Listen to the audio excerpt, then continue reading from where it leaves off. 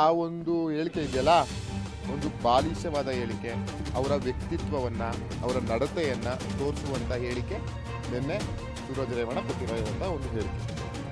ಪ್ರಭಾವಿಗಳು ಏನು ಒಂದು 2-3 ಬಾರಿ ಸಚಿವರಾಗಿ, ಒಂದು 5-6 ಬಾರಿ ಶಾಸಕರಾಗಿ ಮಾತಾಡೋರ್ತಾರಲ್ಲ, ವಾಗ್ಮಿಗಳ ಥರ, ಪ್ರಭಾವಿ ಅಲ್ಲ ಮೇಧಾವಿ ರಾಜಕಾರಣಿಗಳ ಥರ ಮಾತಾಡಿದ್ದಾರೆ. ಇನ್ನು ಒಂದ್ಸಲಿ ಆಗಿರೋದು ವಿಧಾನ ಪರಿಷತ್.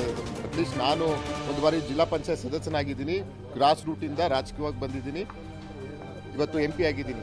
ಅವ್ರು ಏಕಾಏಕಿ ಅವರ ಕುಟುಂಬದ ಹೆಸರು ಮೇಲೆ ಅಚಾನಕ್ ಆಗಿ ಬಂದಿರೋದು MLC ಆಗಿ ಅವರು ಏಕಾಏಕಿ ಉದ್ಭವ ರೀತಿಯಲ್ಲಿ ಎದ್ದು ಬಂದಿದ್ದು ಅವರು MLC ಚುನಾವಣೆಯಲ್ಲಿ. ಇವತ್ತವರೆಗೂ MLC ಚುನಾವಣೆ ಆಗಿದೆಯಲ್ಲ, 7 ಕ್ಷೇತ್ರದಲ್ಲಿ ಯಾವ್ದಾದ್ರು ಒಂದು ಗ್ರಾಮ ಪಂಚಾಯತಿಗೆ ಹೋಗಿ ಒಂದು ಸಭೆ ಮಾಡಿದಾರಾ?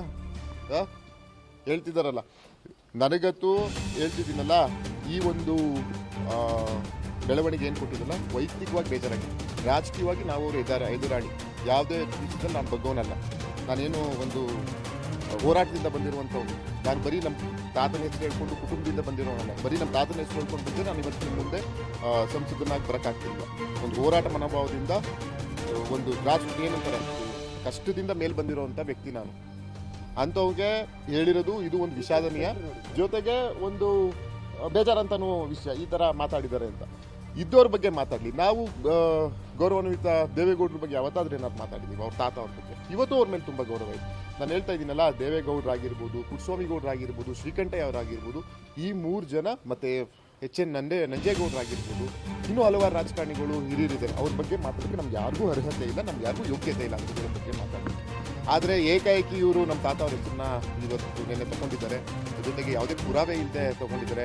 ಯಾವತ್ತಾಗಿದೆ ಆ ನಡೆದಲ್ಲಿ ಇವರು ಏನು ವಯಸ್ಸಲ್ಲಿ ಇದ್ದಾನಂತ ನೀವು ಅವನು MLC ಕೇಳಬೇಕಾಗ್ತದೆ. ನೀವು ಯಾವ ವಯಸ್ಸಲ್ಲಿದ್ದೀರಿ, ನಿಮ್ಗೆ ಇದ್ರ ಬಗ್ಗೆ ಮಾಹಿತಿ ಗೊತ್ತಾ? ಅದೆಲ್ಲ ನಾನು ಹೇಳಿದ್ನಲ್ಲ, ಇಡೀ ಜಿಲ್ಲೆಯಲ್ಲಿ ಇವೇ ಫಸ್ಟ್ ಹೇಳಿದ್ರು. ಅವ್ರ ತಂದೆ ಯಾಕೆ ಇಷ್ಟು ದಿವಸ ಏನೂ ಮಾತಾಡಿಲ್ಲ? ನಮಗೂ ಅಜ್ಜಿ ಸಮಾನರು, ಅವ್ರ ಅಜ್ಜಿ, ನಮ್ಮ ಅಜ್ಜಿಯವರು, ಅವ್ರ ಅಜ್ಜಿ ಎಲ್ಲ ಒಟ್ಟಿಗೆ ಬೆಳೆದವರು, ಒಟ್ಟಿಗೆ ಇದ್ದವರು. ಅವ್ರು ಯಾಕೆ ಒಂದಿನಾನು ಇದ್ರ ಬಗ್ಗೆ ನಮ್ಮ ತಾತ ಅವ್ರ ಬಗ್ಗೆ ಮಾತಾಡಿಲ್ಲ? ರೇವಣ್ಣ ಅವರೇ ಒಂದಿನಾನು ಮಾತಾಡಿಲ್ಲ ಇದ್ರ ಬಗ್ಗೆ. ಅವ್ರ ಕುಟುಂಬದವ್ರು ಯಾರು ಮಾತಾಡಿದ್ದಾರೆ?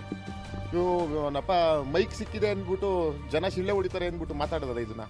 ನಾನು ಪೆನ್ ಡ್ರೈವ್ ವಿಷಯಕ್ಕೆ ಮಾತಾಡೋದೇ ಇಲ್ಲ ನಾನು. ಅದರಲ್ಲಿ ಎಷ್ಟೋ ಹೆಣ್ಮಕ್ಳ ಜೀವನ ಹಾಳಾಗಿದೆ, ಎಷ್ಟೋ ಹೆಣ್ಮಕ್ಳು ಜೀವನ ಬಲಿಪಶು ಆಗಿದೆ. ಬಲಿಪಶು ಮಾಡಿದ ಕಾರಣ ಯಾರು? ಪೆನ್ ಡ್ರೈವ್ ಸುದ್ದಿ ಮಾತಾಡ್ತಾ ಇದ್ದಾರಲ್ಲ, ಪೆನ್ ಡ್ರೈವ್ ತಯಾರಿಸಿದ್ಯಾರು? ಅದರೊಳಗಿದ್ದು ತಯಾರಿಸಿದ್ಯಾರು? ಅದನ್ನ ಅವ್ರ ಆತ್ಮಾವಲೋಕನೆ ಮಾಡ್ಕೊಳ್ಳಿದ್ರು. ಆಮೇಲೆ ಇವರು ಅವ್ರಂಚಿದ್ರು ಇವ್ರಂಚಿದ್ರು ಅಂತ ಹೇಳಿ, ನಾನು ಬರೀ ಸಂಸದರಾಗಿ 6 ಲಕ್ಷ ಮತಕ್ಕೆ ಜನ ಓಟ್ ಹಾಕಿದ್ದಾರೆ ಅಂತ ಹೇಳಿದ್ರೆ, ಒಂದು ಕಾಂಗ್ರೆಸ್ ಪಕ್ಷದ ಮೇಲೆ ಬದ್ಧತೆ, ಶ್ರೇಯಸ್ ಪಟೇಲ್ ಅವರ ಬದ್ಧತೆ, ನಮ್ಮ ತಾತ ಅವರ ಹೆಸರು, ಮತ್ತು ನಮ್ಮ ಕಾರ್ಯಕರ್ತರ ಹೋರಾಟ.